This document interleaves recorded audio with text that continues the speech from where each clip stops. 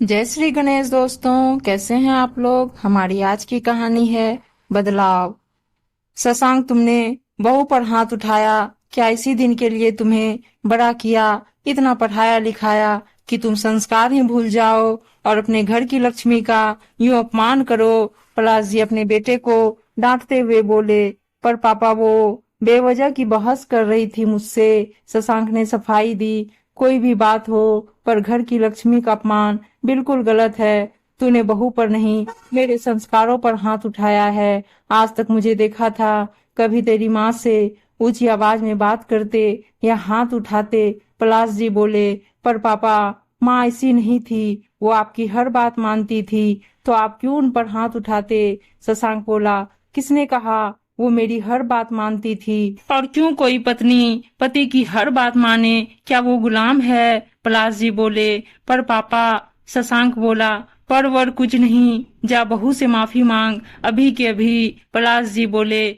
मैं माफी नहीं मांगूंगा, ये बोल शशांक गुस्से में बाहर चला गया। ये है पलाश जी और उनका बेटा शशांक। शशांक की माता जी का देहांत आज से 8 साल पहले हो गया था और अभी 4 महीने पहले ही शशांक की शादी पलाश जी ने नूपुर से करवाई है। बहू, क्या मैं अंदर आ सकता हूँ। शशांक के जाने के बाद पलाश जी बहू के कमरे के बाहर से बोले। आइए ना पापा। नूपुर अपने आंसू पोंछते हुए बोली। बहू, मेरा रिश्ता तो नहीं तुमसे कुछ पूछने का, पर तुम्हारी सास के ना होने से मैं तुम्हारी सास और ससुर दोनों हूँ और इसी नाते यहाँ चला आया। पलाश जी ने भूमिका निभाई। पापा, आप बेहिचक बोलिए, क्या बोलना है, क्योंकि मैंने भी आप में एक ससुर की नहीं पिता की छवि देखी है। नूपुर बोली। तो इसी रिश्ते का मान रख, मुझे बताओ बात क्या है, क्या चल रहा है तुम दोनों की जिंदगी में। अभी तक बहस की थी तो मैं चुप था, पर आज शशांक ने हाथ क्यों उठाया तुम पर। पलाश जी बोले। पापा, उनका कहना है कि मैं उनके बाकी दोस्तों की पत्नियों जैसी नहीं हूँ, वो सब मॉडर्न हैं, तो उन्हें मुझे कहीं ले जाते शर्म आती है। आज अपने दोस्त के यहाँ वो मुझे जींस पहनकर जाने को बोल रहे थे। मैंने बोल दिया पापा घर में हैं, इसलिए मैं सूट पहन लेती हूँ। पर वो इसी बात पर गुस्सा हो गए और मुझे गंवार बोलने लगे कि मुझे सलीका नहीं कहीं आने जाने का।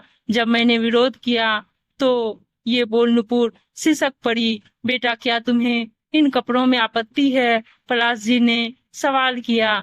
पापा, बात आपत्ति की नहीं, शशांक की आदत बन चुकी है अपनी मर्जी मुझ पर थोपने की।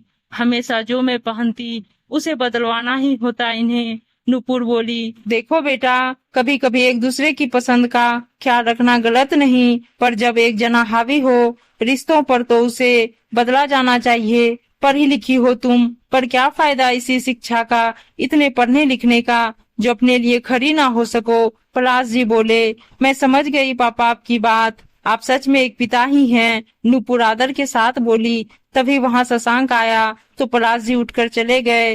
मुझे माफ कर दो नूपुर, आगे से ऐसा बिल्कुल नहीं होगा। कितनी बात हो जाए, मैं कभी हाथ नहीं उठाऊंगा। शशांक शर्मिंदा होते हुए बोला। पर नूपुर ने कोई जवाब नहीं दिया। काफी देर मनाने के बाद नूपुर ने इस शर्त पर माफ किया कि अगर भविष्य में ऐसा होता है तो शशांक को छोड़कर चली जाएगी। कुछ दिन बाद घर में पूजा थी। नूपुर, कल क्या पहनने वाली हो तुम। देखो, सब रिश्तेदारों के साथ साथ मेरे दोस्त भी आएंगे, तो जरा ध्यान रखना। शशांक अपनी आदत से मजबूर हो बोला। शशांक, पूजा है तो जाहिर है मैं साड़ी ही पहनूंगी, ये लाल रंग की। नूपुर बोली। नहीं, ये नहीं, तुम ये पिंक साड़ी पहनना। शशांक एक साड़ी निकालते बोला।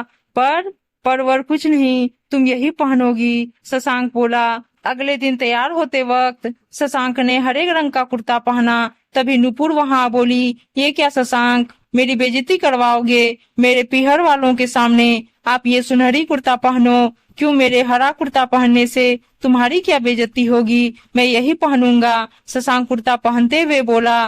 तुम्हें समझ नहीं आती, बेवजह बहस कर रहे हो। बोला ना ये कुर्ता पहनो। अचानक नूपुर सख्त लहजे में बोली तो शशांक की कुछ कहने की हिम्मत नहीं हुई और चुपचाप सुनहरी कुर्ता पहन लिया। ऐसे ही कई मौकों पर नूपुर ने शशांक को खुद की पसंद के कपड़े पहनने को बोला।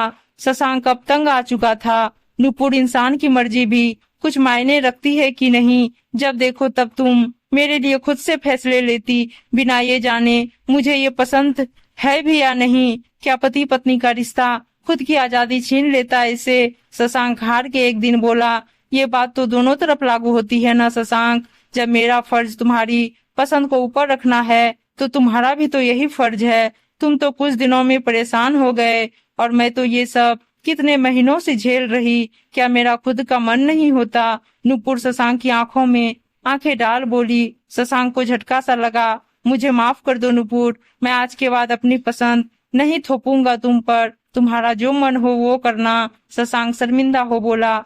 शशांक, प्यार में एक दूसरे पर अपनी पसंद जाहिर करना या कभी मनवाना गलत नहीं, बशर्ते ये दोनों तरफ से हो, पर सिर्फ एक का हमेशा अपनी पसंद थोपना गलत है। नुपुर बोली, सही कहा तुमने, अब ऐसी गलती नहीं होगी। वैसे ये सलाह तुम्हें दी किसने मुझे सुधारने को? शशांक बोला।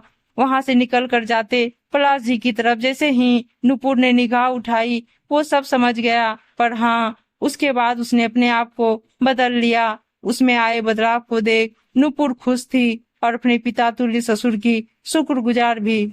उम्मीद है दोस्तों कहानी अच्छी लगी होगी, और अच्छी अच्छी कहानियां सुनने के लिए चैनल को सब्सक्राइब जरूर कर लीजिएगा और इस वीडियो को लाइक शेयर जरूर कर दीजिएगा। धन्यवाद दोस्तों।